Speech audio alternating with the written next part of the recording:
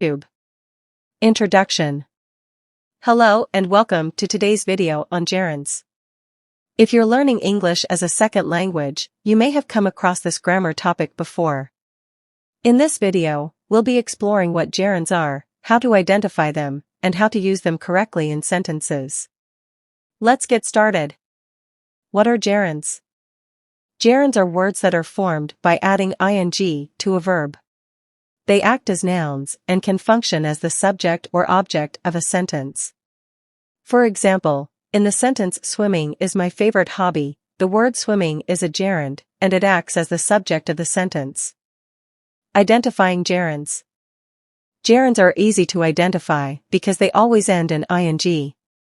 However, it's important to note that not all ing words are gerunds.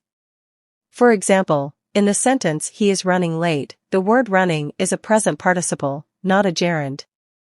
Using gerunds. Now that we know what gerunds are and how to identify them, let's look at how to use them in sentences. Gerunds can be used in various ways, such as the subject of a sentence, skiing is a popular winter sport.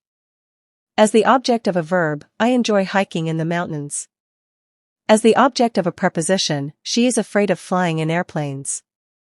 After certain verbs like enjoy, admit, and avoid, he admitted to stealing the money.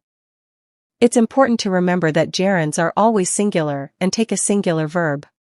For example, swimming is my favorite hobby is correct, but swimming are my favorite hobbies is incorrect. Conclusion. That's it for today's video on gerunds. We hope this video helped you understand what gerunds are, how to identify them, and how to use them correctly in sentences. Remember, practice makes perfect, so keep practicing your English skills, and we'll see you in the next video.